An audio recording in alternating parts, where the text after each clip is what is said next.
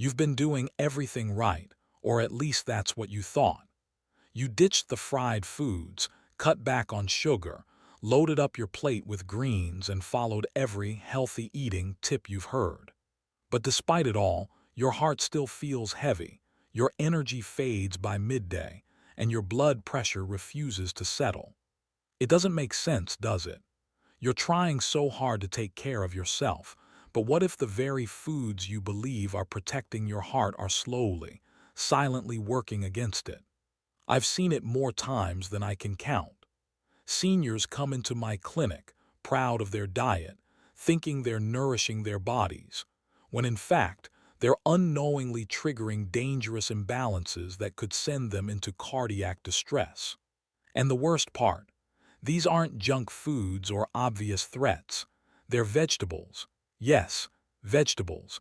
Leafy, green, garden-fresh produce that most people assume are the ultimate heart helpers. But when you're over 60, the rules of the game change. Your body becomes more sensitive. Your medications interact differently.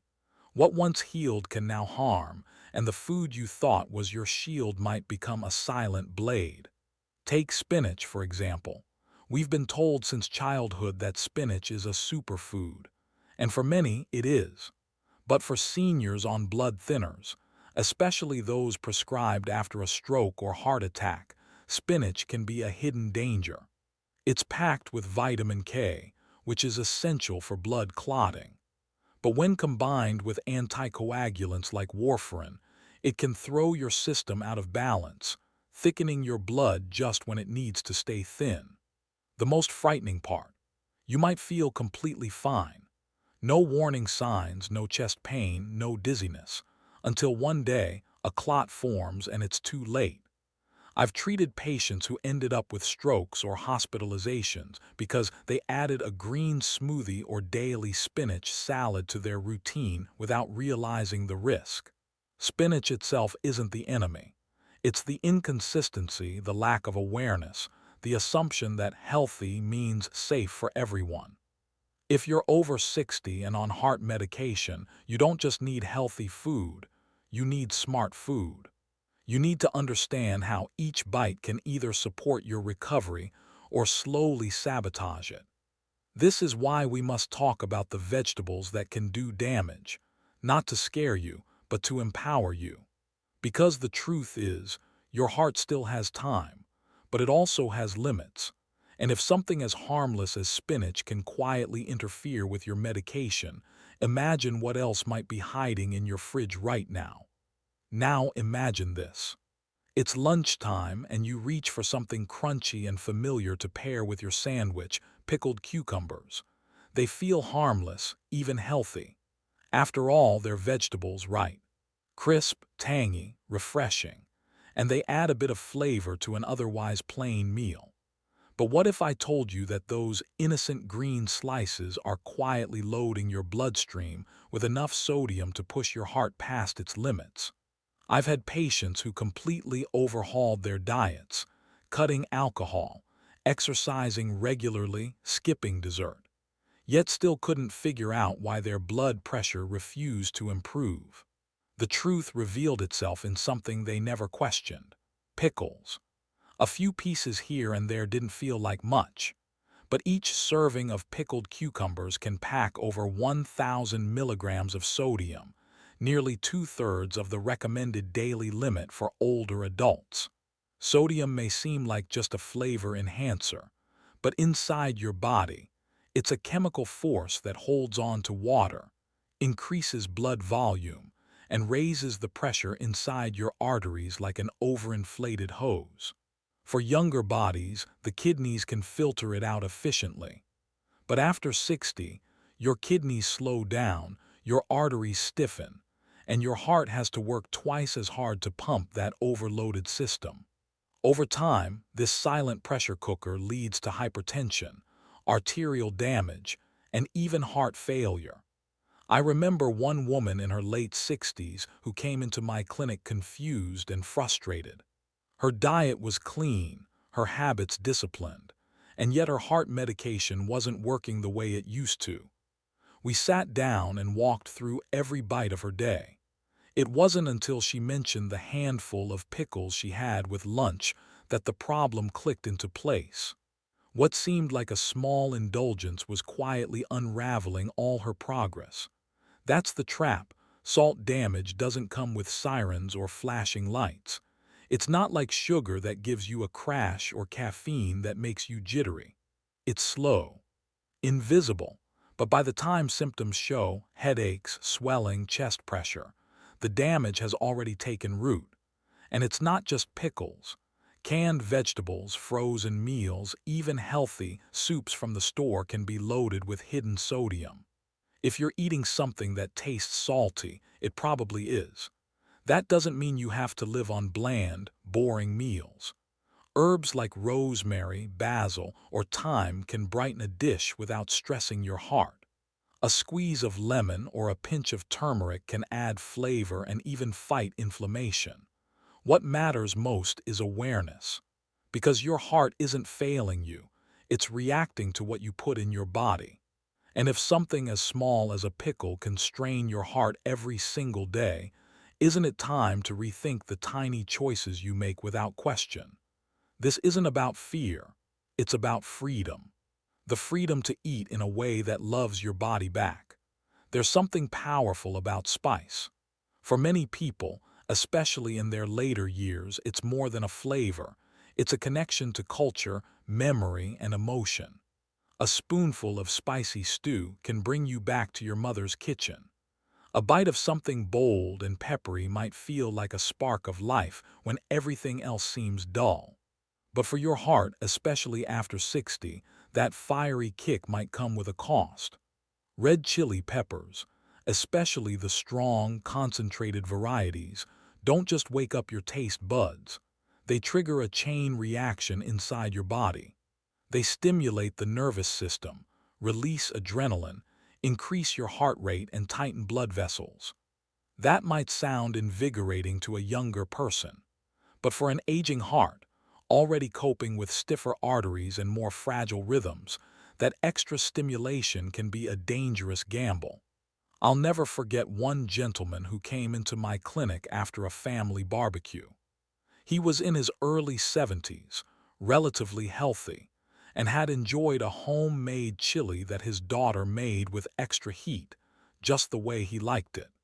Within hours, he experienced chest tightness, rapid heartbeat, and a spike in blood pressure that landed him in the ER. No one suspected the chili. It wasn't greasy, wasn't salty, just spicy. But that was enough. You see, spice doesn't just add flavor. It can act like stress in disguise. The heat from red peppers activates your body's stress response, even if you don't feel anxious. Your blood vessels constrict, your heart beats faster, and if you already have high blood pressure or underlying heart disease, this simple pleasure could tip you into danger. What's more concerning is that over time, frequent consumption of hot peppers can cause low-grade inflammation in the walls of your arteries. That inflammation doesn't make a scene. It doesn't cause pain immediately, but it wears down the delicate inner lining of your blood vessels, like tiny cracks forming in the foundation of a home. Eventually, those cracks become weak points where plaque can build, blockages can form, or sudden clots can strike.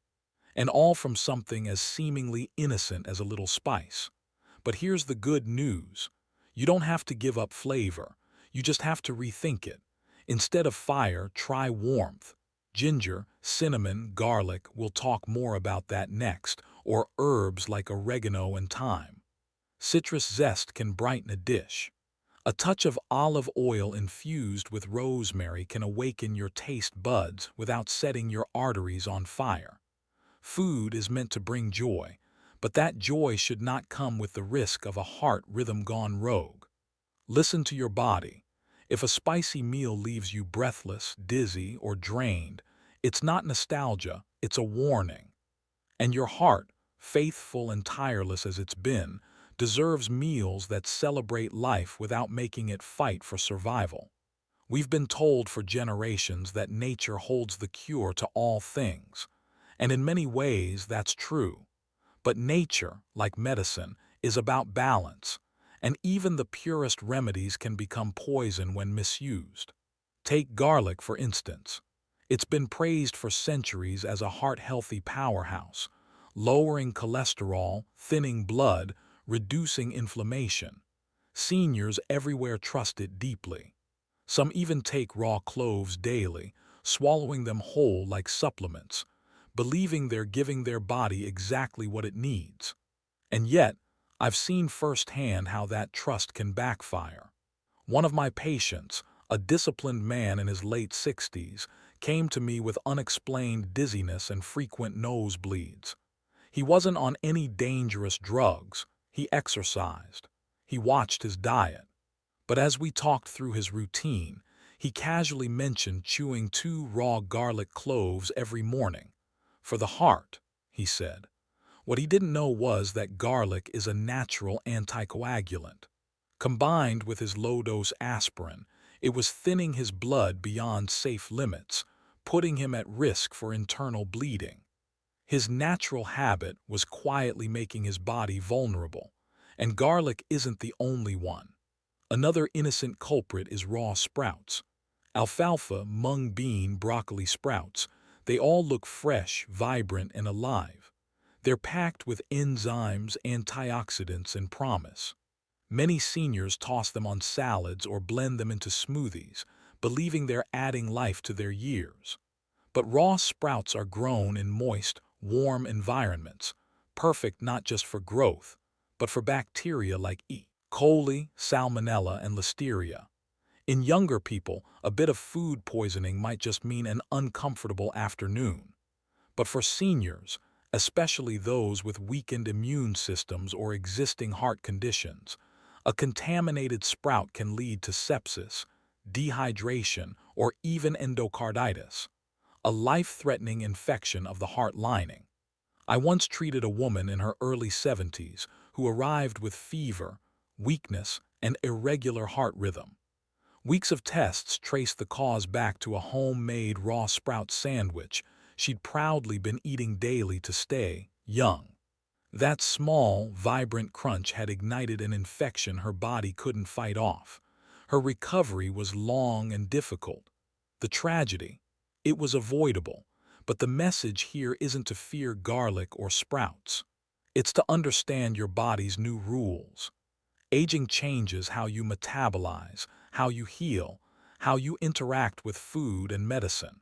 What once worked in your 40s may now work against you in your 70s. Cooking your garlic can preserve its flavor without its full, blood-thinning effect. Sautéing sprouts for just a few seconds can kill harmful bacteria while keeping the nutrients intact. It's not about giving up health, it's about gaining wisdom. You're not just feeding your body, you're protecting your future. And when you recognize how quickly good intentions can turn into silent threats, you reclaim the power to choose differently, starting with what's on your plate. After hearing all this, you might feel overwhelmed, maybe even betrayed. You've tried so hard, eating clean, staying active, avoiding obvious dangers, only to learn that even the healthy foods you trusted could be quietly harming you. But here's the truth I need you to hold on to. Your heart still has time. It's not too late to turn things around. And you don't need extreme diets, miracle pills, or punishing regimens to do it. You just need a plate that works with your heart, not against it.